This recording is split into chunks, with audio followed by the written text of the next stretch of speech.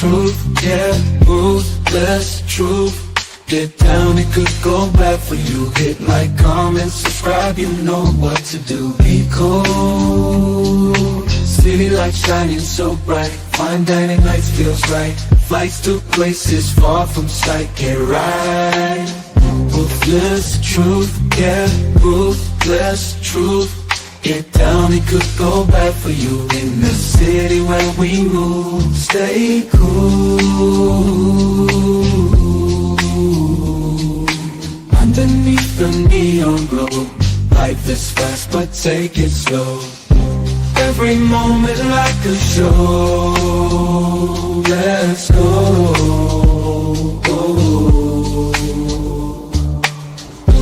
Dancing through the night, we got energy flows we can't hide. Feel alive, we outside. Moments fleeting but we shine. In this rhythm we align. Time flies. Moments fleeting but we shine. In this rhythm we align. Time flies. Ruthless fleeting but we shine. In this rhythm we align. Time flies. Truth, yeah, ruthless truth. Get down, it good bad for you. In the city where we move, stay cool. Stay cool. Hey, nobody bigger than the program. Top of the morning, I said bottom of the morning, to YouTube. Hit the like button. Yes, today's show was my second show. I felt inspired to do this topic. What can we learn from Michelle Obama? I spelled her name wrong. Michelle Obama, Ayesha Curry, Chrisean Rock, right? What can we learn from these women, right? What common thread, can we put together? Because we do understand all these women were married to very successful men. So how can we learn? What's up, Savage? My screen so small? Oh, no. You see? There we go. Is that better? So what can we learn from these women, right? All these women are in relationships with exponentially successful men, right? Even though Chrisean Rock might be the lesser of the three, her man is like, but he's a millionaire and a successful artist. All of them are not happy. All of them are not happy. All of them complain. That's the common thread. Well, it's more than that. They all married to successful men. They all have, these men gave them lifestyles. The men, supported them, supported their, whatever it is that they want to bring up.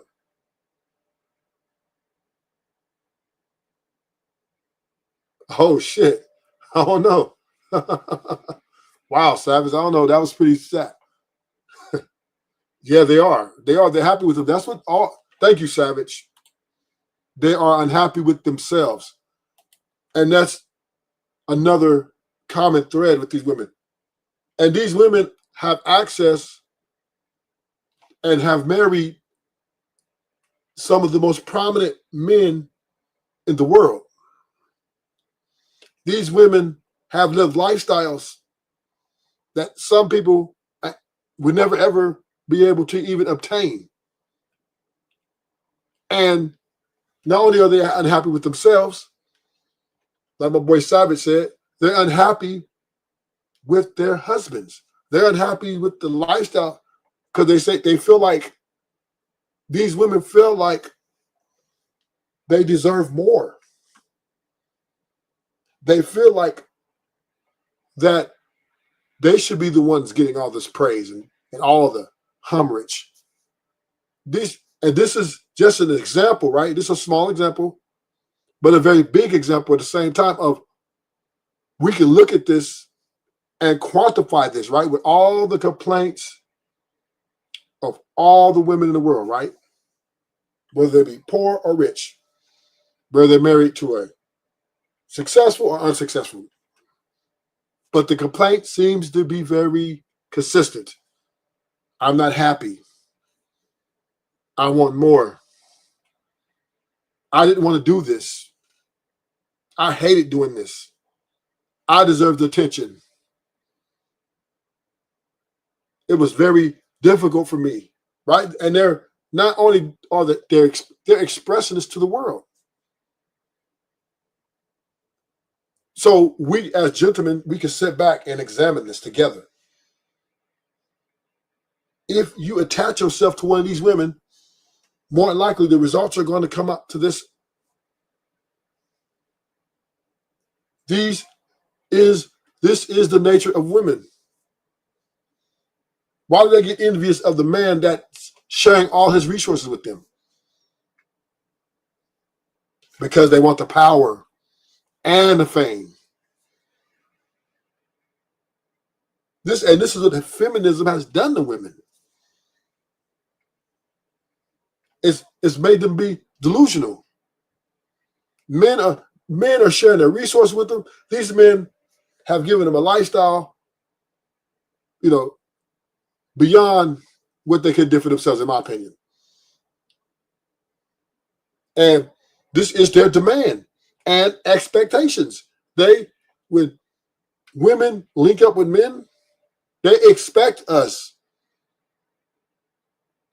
And they demand that we be the level of the best possible.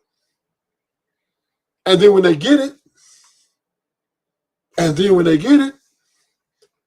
turn around and say, that's not enough.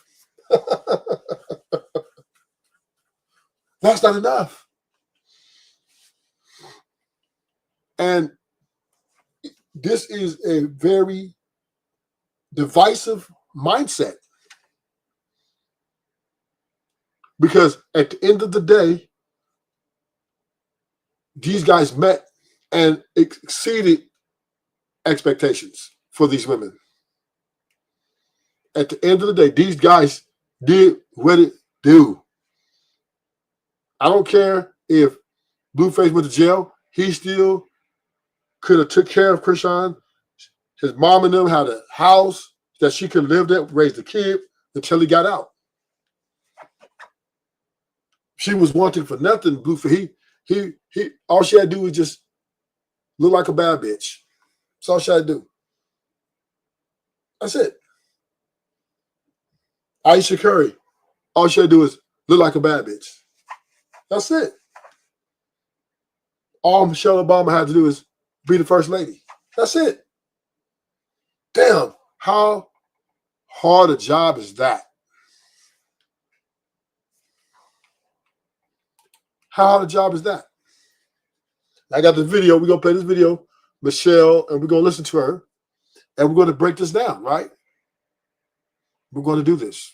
As a first-year associate, I was making more than my parents made combined, which seemed like something you didn't turn down. If you have the opportunity to do that, it's like, yeah, sure, I'm going to work for a firm. But that's what I was really doing all my life. I was box checking. I was just, because I was a good student and I could do certain things, that's what I did. I sort of understood that there was a formula. Be a good student, show up, do the work, check. Got that. Get good grades, go to a competitive high school, went to a magnet high school, was this class treasurer, top of the class, check, got it. Because I can do this. I'm just marching through life, check, check, check, apply to top college, got into Princeton, right. I'm in, graduated at the top of the class, go to law school. Why? I don't know. There wasn't really a thought to why I went to law school. It was just, I don't know what I'm going to do after graduate school. Not going to be a doctor because I don't like science or math. I like to talk. I like to argue.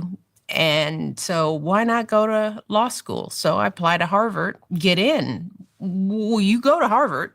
That was my thought process. There wasn't purpose. There wasn't, what do I care about? I didn't know what being a corporate lawyer meant. I was just checking boxes until I became a lawyer.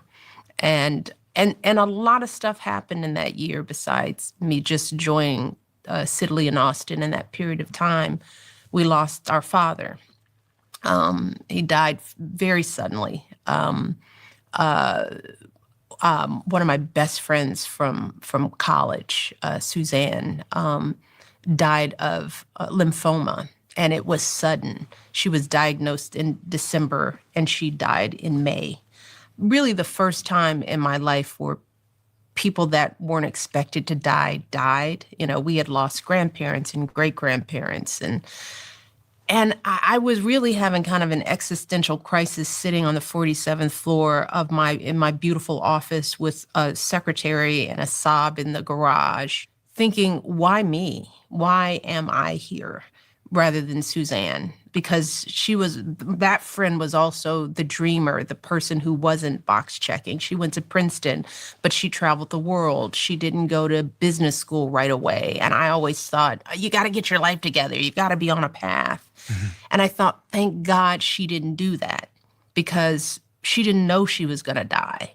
But instead of sitting in some office building, she was living life and trying on new things. And I realized I hadn't done that for myself. All I was doing was following a game plan. I wasn't trying to figure out my purpose. And at the same time, I met Barack Obama. He showed up in my life as the opposite of a box checker, but somebody I describe in my book as an ultimate swerver.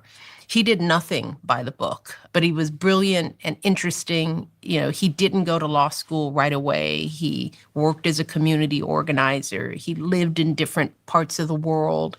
He was really trying to unpack life in a way that people in my generation weren't trying to do. You were just, you know, I was with the Black bourgeois, right? And people were buying their homes and getting their cars together and trying to make partner at a firm. There was a very finite path. And I hadn't explored anything else but that. And I thought, I have to do something more before I settle on this. And I think Barack helped give me the courage. You know, he was the person in my ear that said, why would you want to just stop here and settle on this career when there's so much out there that you haven't tried, right?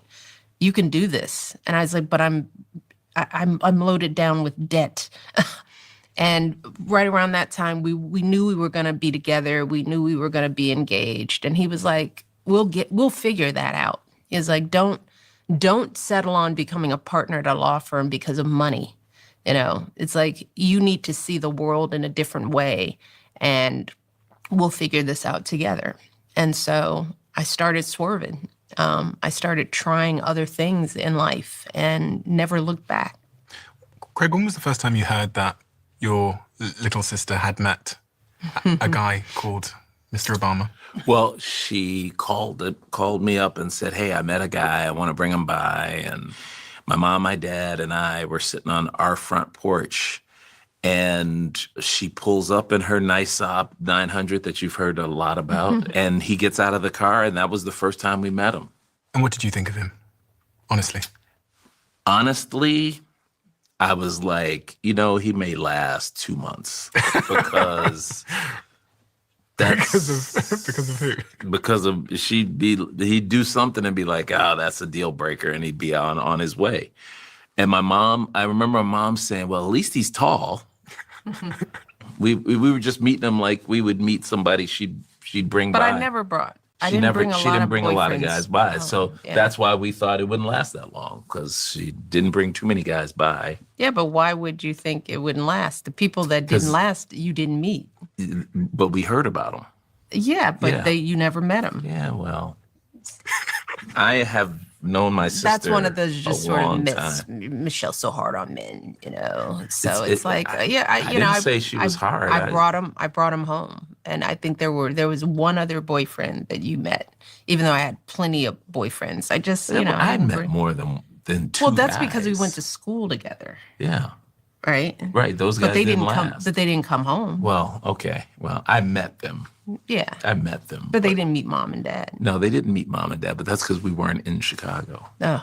Anyway, It's all that matters is really how it turned out, right? So like, this is the sibling. It's like, you know. you rejected him at first, right? Yeah, because Barack was, I was assigned to be his advisor. And that didn't mean I was his boss, but I was a first year associate. So they tried to pair first years sort of with new summer associates just to help get them acclimated and to kind of give them advice to sort of mentor them for the summer. So I was his mentor, right? So he comes in, he's late.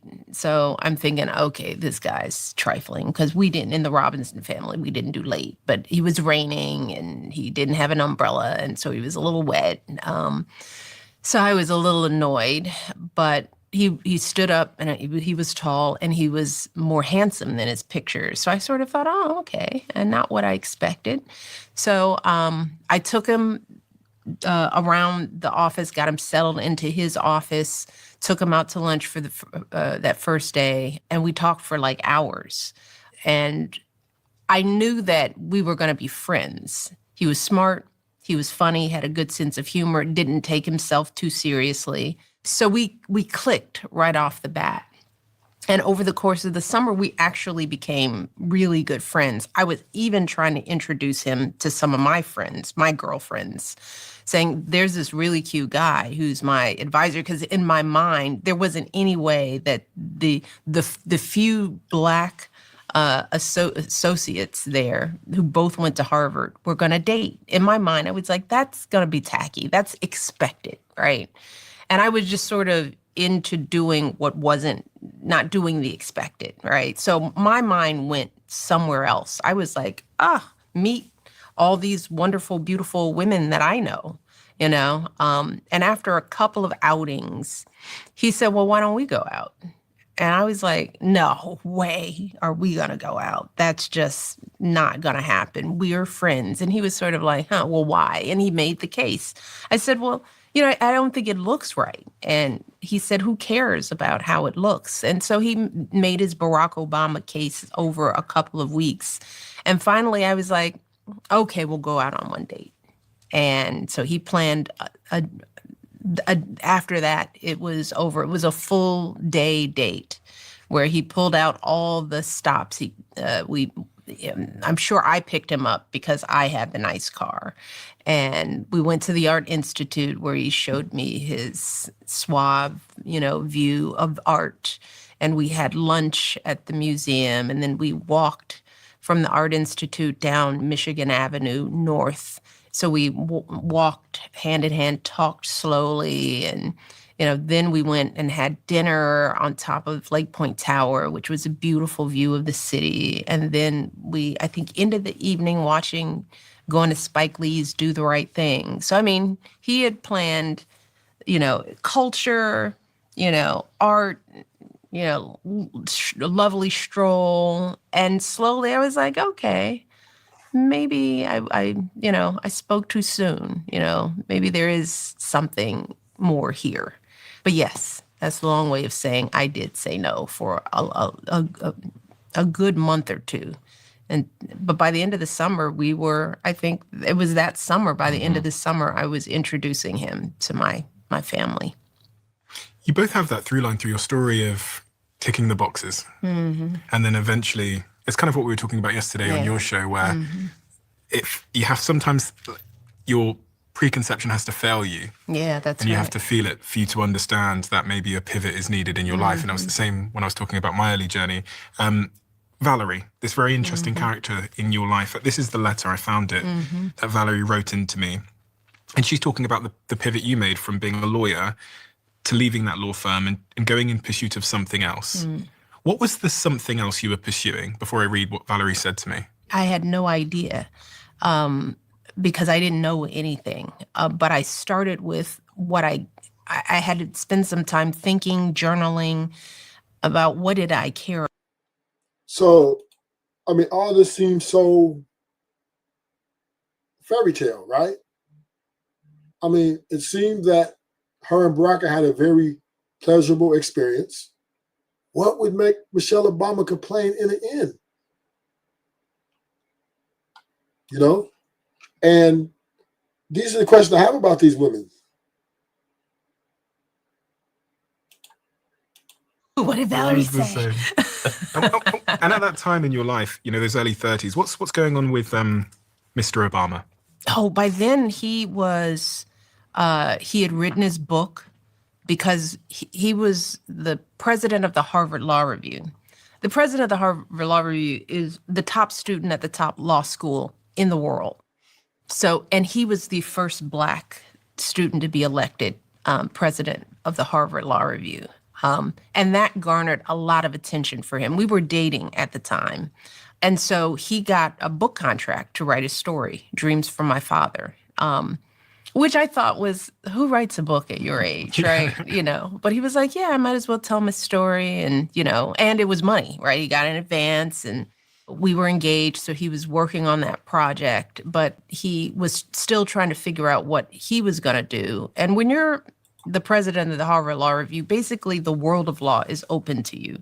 The normal path is that you clerk for an appellate judge for a year or two, and then you go on to clerk for the Supreme Court. Then, you go on to do appellate work. You have offers from every law firm. You are in demand, or you can do policy or whatever. That was the normal path. I was like, so are you going to clerk? He was like, why would I clerk? So he didn't work at any of the big firms. He went to a very small firm that was doing public interest work. So he wasn't making a lot of money. He was doing what I was doing. He was going the opposite direction of all the things that were supposed to make us money. But he was like, money isn't why I'm doing this. I'm trying to figure out how I can best use my skills to impact the most people. So he was doing 50 million jobs. And we were cobbling together our payments for our student loans at the time, which were more than our mortgage. We had bought a condominium. We were on our way to building our lives together, but we were in deep debt. So while we were both pursuing our deep love of being in the community, our incomes were going in the opposite direction of where they were supposed to go. But we were in this together. Politics hadn't really come into the fold yet. It wasn't a part of the conversation. But we were both kind of on these parallel paths, kind of figuring out how do we take all these skills and all this energy and help people. I was working in the city. He was working everywhere else and writing a book. And we were just kind of, we were sort of plotting ahead. Business takes me all over the world, and I travel about 50 weeks a year. And up until recently, one of the challenges I continued to face was staying connected as soon as I landed somewhere new. The reality is, I don't have time to wait around and sort out SIM cards while I'm on the go. So a few months ago, I tried something with Brooke. What does someone like me at 32 years old, who is in a relationship, who is aggressively pursuing a career, because I feel like I've got to build and build and build and set my family up for the future. What advice would you both give me about navigating love through that part of your career where it's go, go, go, go, go? For somebody with your personality in particular, my advice would be that, I could see you thinking, if I've got my stuff together and I've got my path going over here and you've got your path going over there, as long as we're both trudging along because of life. You had some pregnancy struggles. Yes. And I've spoken to many women on this show who have been through similar pregnancy struggles. And it's something that it's actually a big conversation in my life at the moment, but also just some of my friends in my life around trying to get pregnant. Person. Was there ever a moment where you thought, there are the moments where I'm like, right? But was it real? No. There was never really a full moment. There were moments when I was resentful. There were moments when I was mad. Why would you resent? Why are there moments where you're resenting your man? Why are there moments where you're resenting your boyfriend? And this is my question, right? When she said there were moments that I resented him. So he wasn't committing infidelity. He wasn't disrespecting you. So what is that you resented so much about your man? And this is where, we have to deep dive into these women's in these relationships, right? Because they seem to be troublemakers, because Obama seemed like a man who was on his purpose, right? He had a vision, and she like rode with it. Then, but there are times she wanted to go against the grain, right? This is very problematic and concerning, because when you're talking about marriage and lifelong,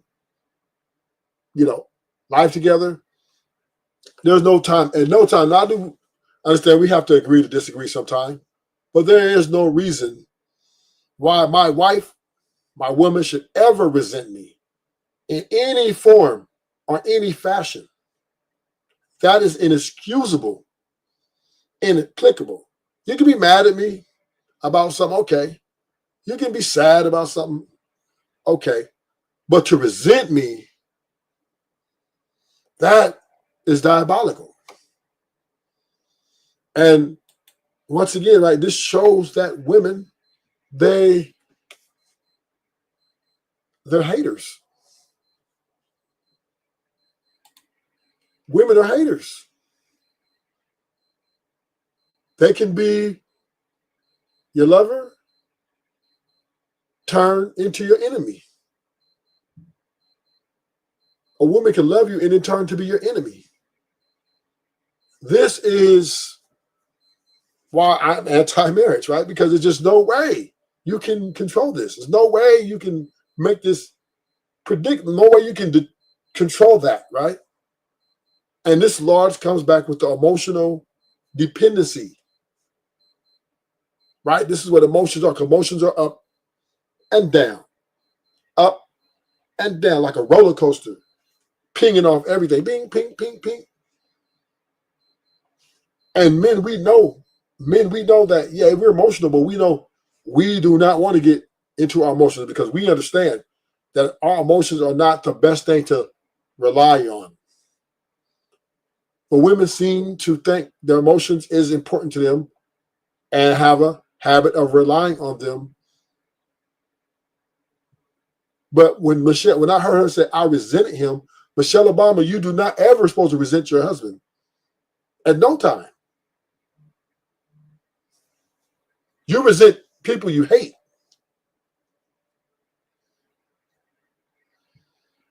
You resent people you don't like. You resent the people you love.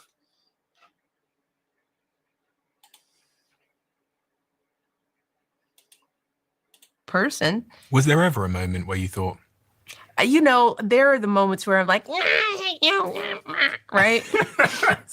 But was it real? No. There was never really a full moment. There were moments when I was resentful. There were moments when I was mad. There were moments when I didn't feel like I got enough attention. Bingo. Bingo. I didn't feel I got enough attention.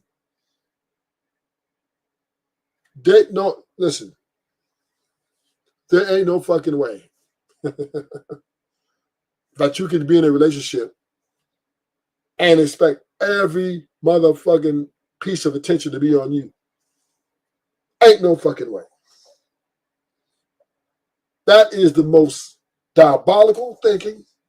That is the most superficial and unrealistic thought you can have. Oh, that he's supposed to give me attention, more attention than everything else all the fucking time. How dare she say, I don't think I was getting attention? What the fuck you mean? I got to get this money. I got to get to the bag. This is what your expectation is. This is what you're demanding. Oh, that get that bag. Yeah, I want my man, get that bag. But bitch, I can't give you all the attention because I got to get out here and get this bag. Now, when I get back and come down, then I give you your attention. How was your day? And you tell me how was my day. We have the whatever, right? But 8 hours to 12 hours, I'm out getting that bag and putting it together. I'm figuring this shit out. It ain't easy making money. It ain't easy finishing a journey.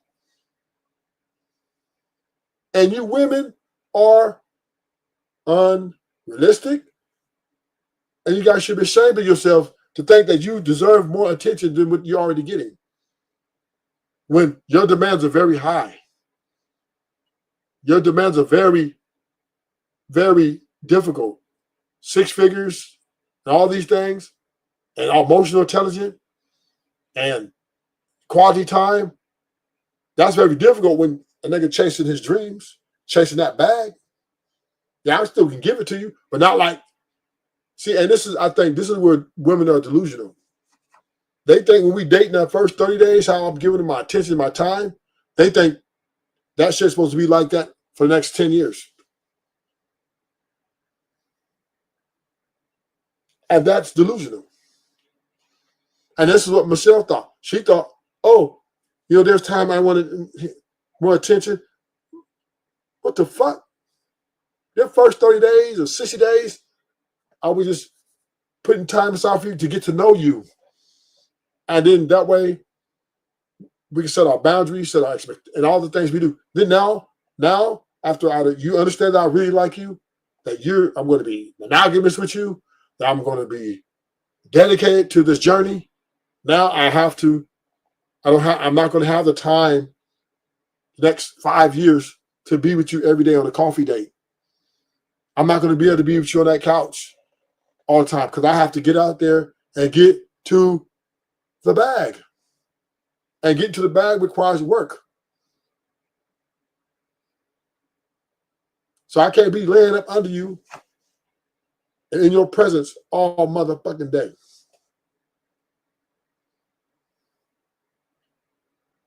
I can't be around you all day if I have a purpose to get the family in order for the future, to set up things for the future so that we can be stable. This takes time, hard work, whether it be physical or whether it be mental. It's still hard work.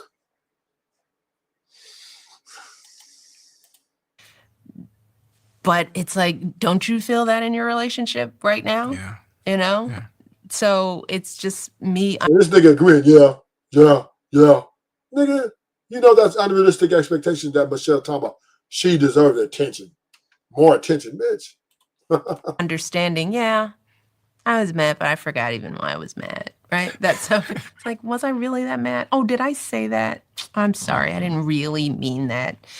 So, no, in the end, no, we're, and the beauty of And this is the thing, right? And this is what women need to learn. Women need to understand that words have meaning. You coming out talking about fuck you or whatever, or I don't want to be with you, I don't want to be married to you no more. That shit is not a fucking game that you should play with me. You leveraging our marriage to have your way or to try to make a point is not healthy.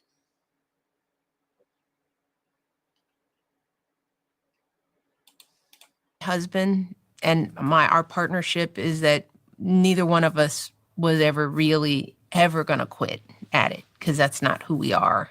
And I know that about him. He knows that about me, so no. Both of your lives change because of a decision that former President Barack Obama decides to make, which is to run for public office. And that has a profound impact on both of your lives because it's the most powerful job in the world. You become the most famous family in the world.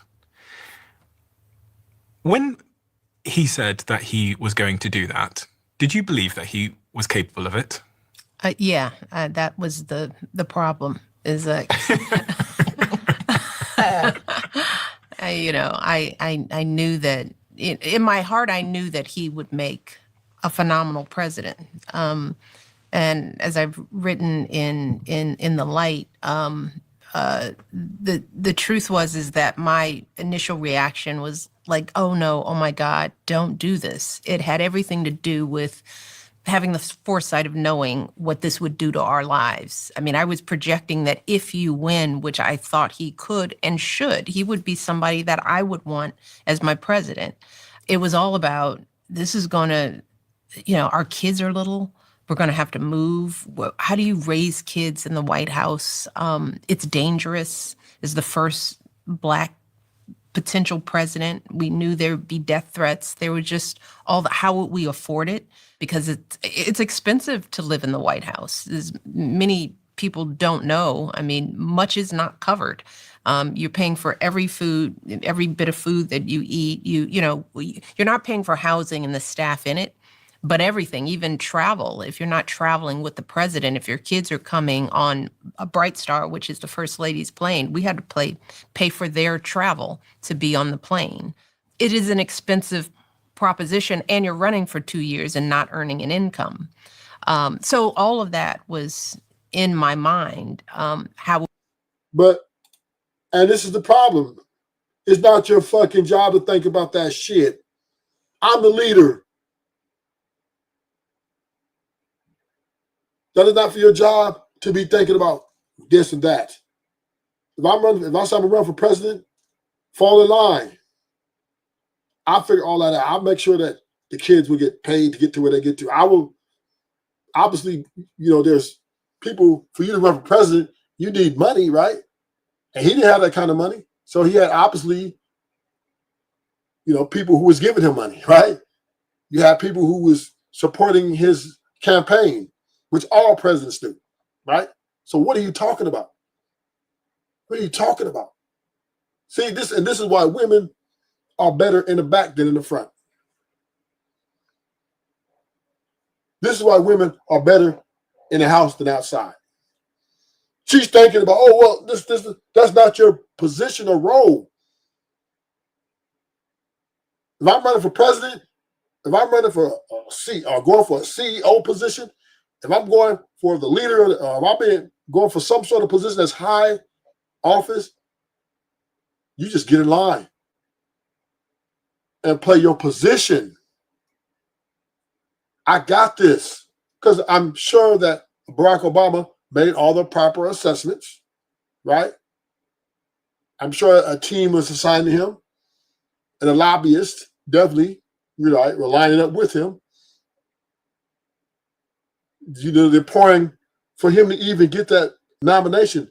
He has to have a certain amount of money in his bank account. They were pouring in millions.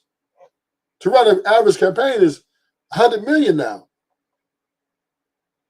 And Michelle Obama's up here worried about, how are we going to pay for this? How are we going to pay for that? That's not your job, baby girl.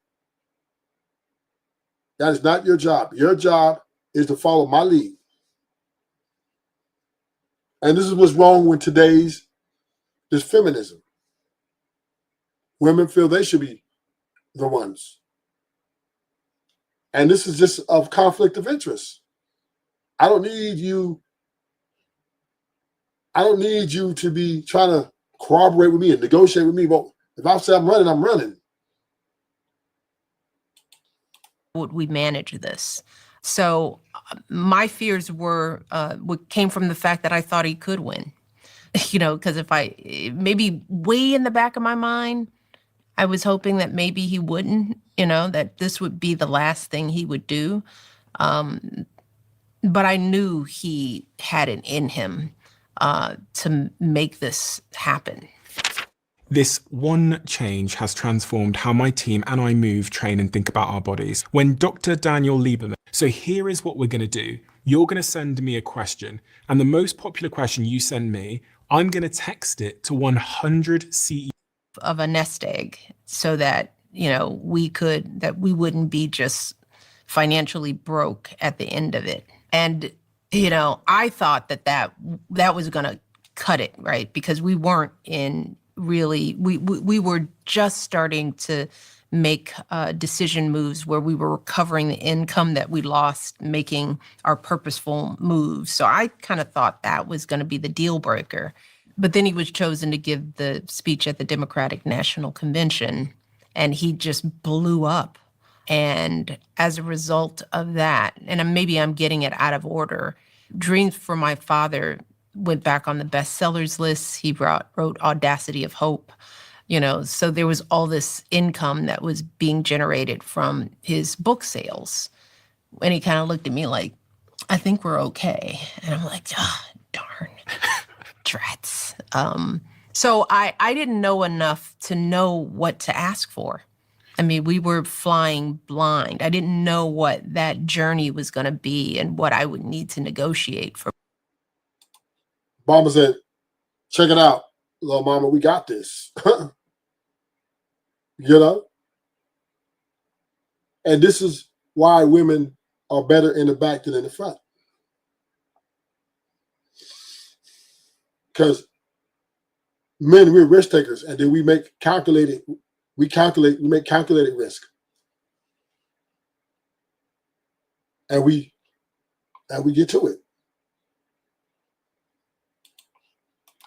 For myself. And that was a bit problematic. It was problematic not to know what I needed. What should you have said?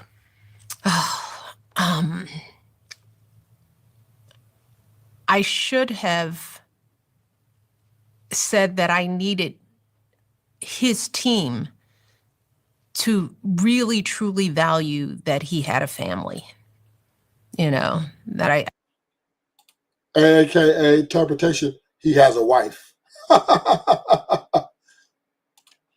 I shouldn't have just said, well, this is what it takes to get this done. I mean, it was almost like the consultants that sit around. It was almost like this is the way it has to be. And remember, the legacy of presidential office doesn't recognize families. It is not designed, You get in there and it all revolves around the commander-in-chief, who has always been a man. And the whole system of it doesn't really take into account that there's a wife and kids and their needs. And What you mean? Your bills are paid.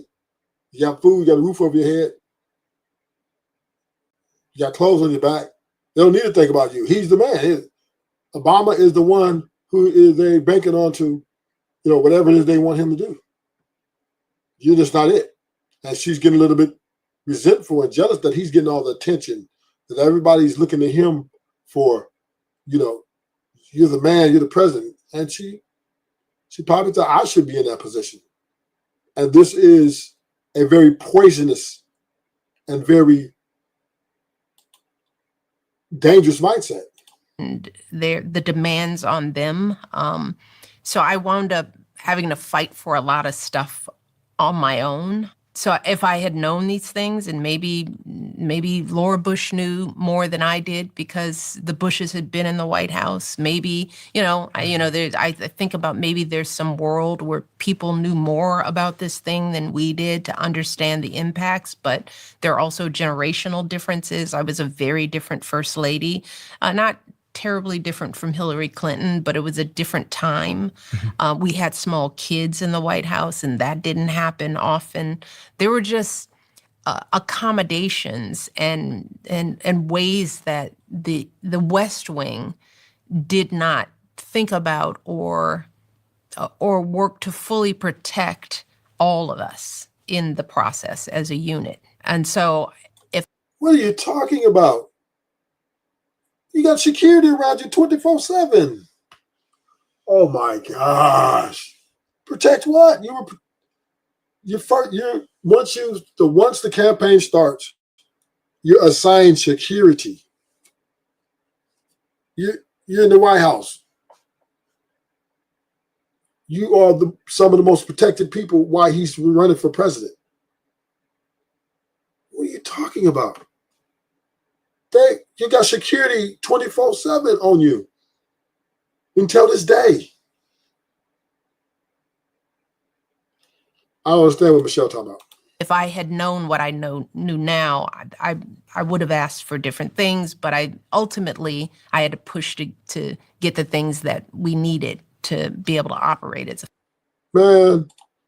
The man, Barack Obama is the man of the house. That is not your job to be thinking about his position. He's going to make sure you have everything financially.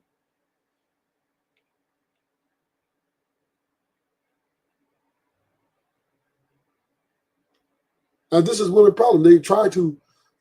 Women are trying to infiltrate to a position that we have mastered. Men have mastered being providers, protect all this stuff. We mastered it. And now they're trying to help us, but we do what we already mastered. The family, even when it came down to how the Secret Service protected little kids, the girls had to have a detail, right? So they started school in 2nd grade and 5th grade in armed cars with primarily men with guns going into a new school, strangers that they did not know. And the detailees weren't practiced on going to. Oh my gosh. What do you mean? What is she talking about?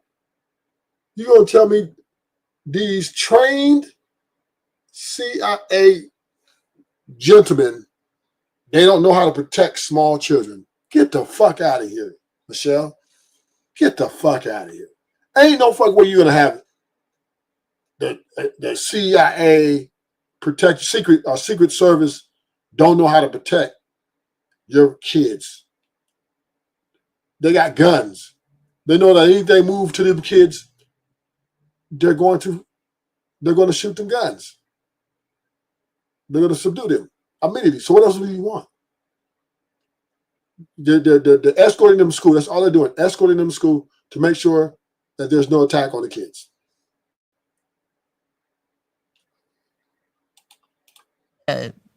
Sidwell's 2nd grade schoolyard. So we had to basically work on how do you do this for little kids? The fuck? This sounds crazy. So we see here, right? No matter how successful the man is, the woman to get in her ego and try to tell him how to do it. She's trying to tell Barack Obama, probably one of the most successful men in the history of this world, that, we need to tell security. And now she's telling the security, you don't know how to protect kids? Man, Michelle crazy. And this is the problem with these women, man. They don't know how to sit back and just be a wife or be a girlfriend. It's always want to challenge what we've already mastered. Now we're going to go to Ayesha Curry and see her foolishness.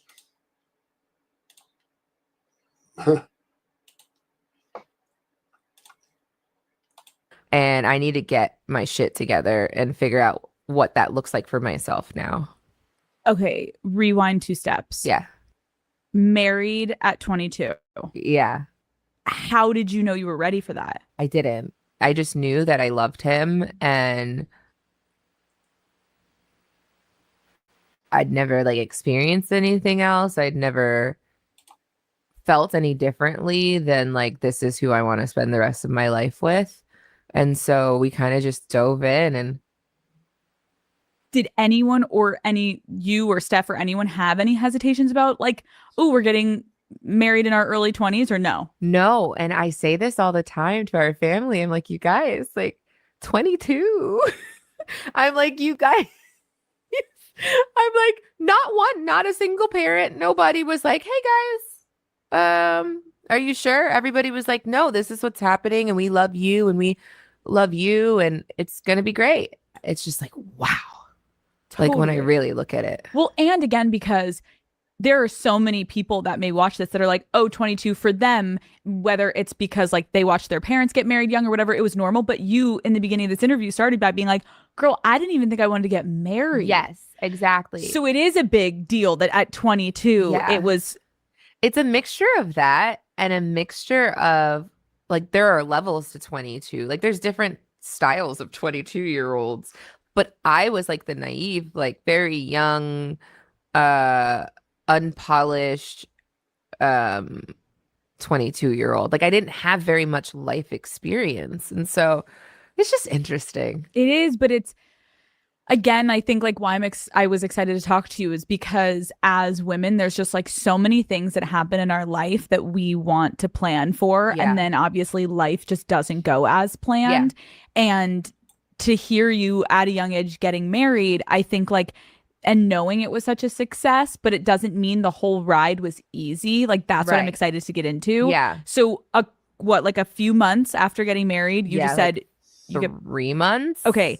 What was going through your head when you found out that news? I was confused because my How OB, are you confused? because Alex. my OB said expected to take up to a year. And so I'm like, oh, if in my head I heard at least a year. I was thinking we were gonna be like bar hopping. It's like, nope, you're pregnant and you're gonna be very, very sick. But I'm so grateful. I wouldn't change a thing. Of course. But it was not on my bingo card. And when all this went down, like, I guess now looking back, what advice would you give to someone listening of like how to embrace when your timeline suddenly changes? Oh, there's no such thing as a timeline, I think is the bottom line.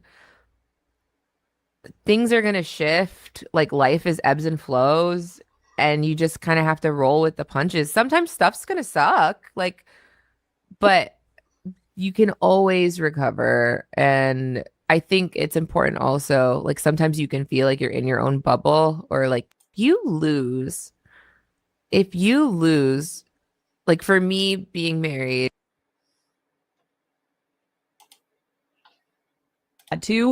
How did being in the spotlight impact your relationship in the early days? Because you guys didn't know how to handle it. it's a double-edged sword, because parts of it have afforded me doors to be open. I obviously have to walk through them and then put in the work to stay in the room. But that I think would be the elephant in the room is like, I'm grateful for that side of things. But on the flip side, I in the beginning hated it so much. I like did not sign up for that. I also always thought like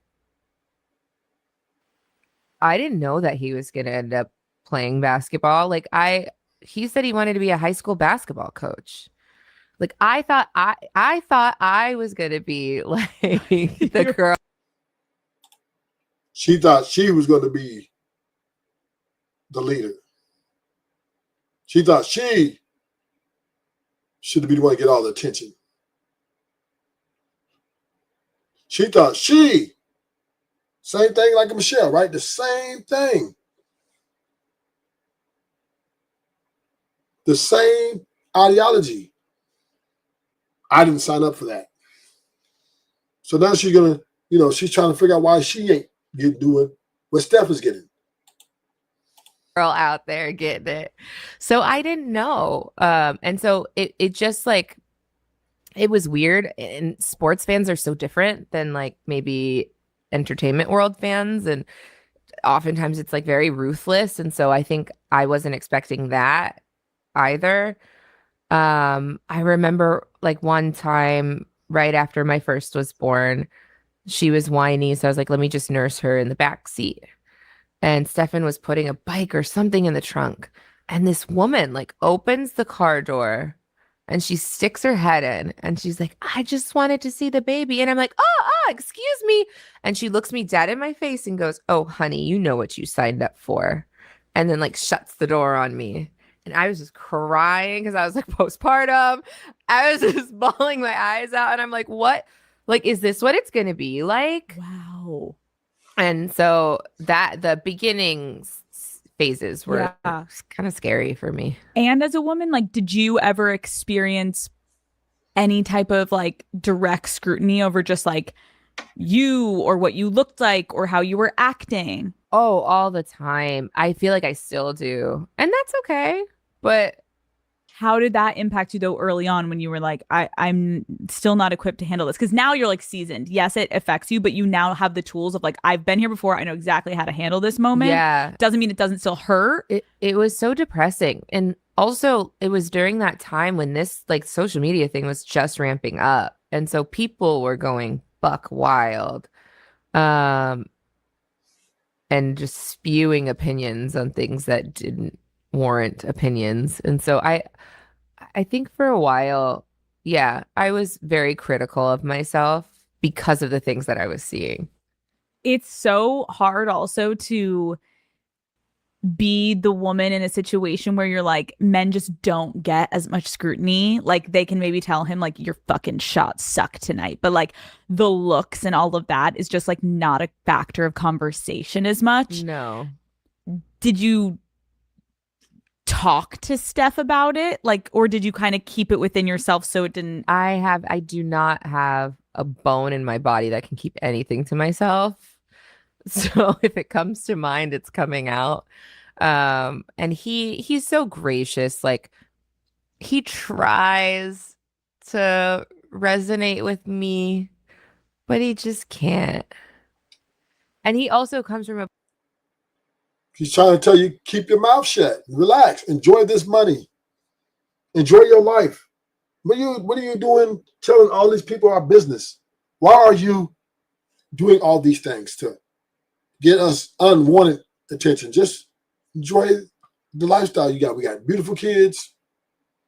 You got 2 Rolls Royces. You got me. I'm not chasing any other women. I'm loyal to you. What's good? All she had to do was be a bad bitch. That's all Ayesha Curry has to do. But I believe women want more, right? I believe even if you can't give them everything because all they're going to do is want more. They want to feel significant in their contributions, which creates, a unhealthy type of relationship because now you're thinking you're doing everything right as a man. You're thinking you're, doing what you're supposed to do. I'm not going to cheat. I'm going to get this money. I'm going to make sure she has everything she needs. I'm going to be the dad, the husband. I'm going to be, and she looks, but she might be jealous because she thinks she should be getting the attention because she probably thinks being a mother is more important than being an NBA basketball player. Sorry, dear. That just ain't how life goes. Nobody cares about the trash guy. Nobody cares about, the police officers. Nobody cares about, certain positions. But NBA, sports, and, politics, music, entertainment, people give highly praise to that stuff. And the people who excel in that type of life will always get more attention than the average person. And that's just what you're going to have to deal with. So what can we learn from these women here, right? Now we're going to Chrisean Rock. Let's go to Chrisean. See what she talking about. Let's go to Chrisean.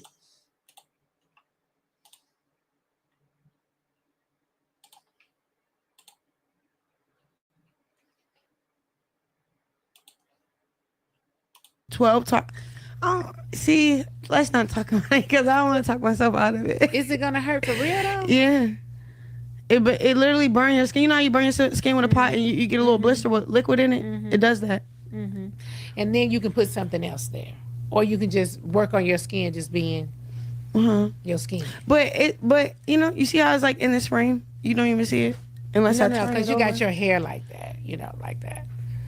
So I can't see it until like when you lean back, then your face came out on the side. Yeah. Yeah, but you can't totally see it. You can't. No, totally see. But you could put like a rose or Yeah, I put a rose on this one. I covered it up or a the first heart time. or something like Yeah, that. when he played the first time, I covered it up. I forgave him, put him back. But I put him on my face because when he got locked up, I wanted to make him feel bigger. Like, because he felt real small and he was getting real down. I ain't like that. So, I don't know. I just know how to lift a nigga up. So you met him when y'all were on that show. On that show you were telling me about. I met him on the show. Okay. Yeah. And then he liked you. Yeah. And then you. First he hired me, then he signed me, and then he liked me. But I think he liked me the whole time because the way he was talking. Yeah. Okay, I can see him liking you though, Chrisean. Oh, it's not like you ain't no bad looking girl. You ain't no bad looking girl coming through, so I can see it. He could be like, "Hey, girl, how are you? What's going on with you?" Blue. Would you ever get back with him?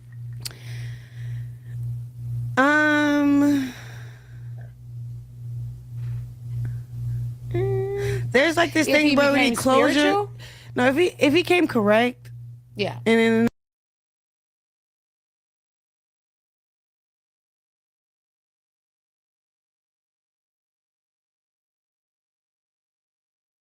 What do you mean correct?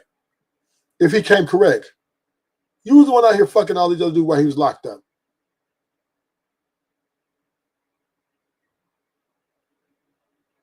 There it is. There, she don't want to accept responsibility, accountability. She blame everything on the man. So he needs to come correct, and he doesn't even know if he's the father. Well, I'm in the show. Thank y'all for coming. Hit the like button. I'm out.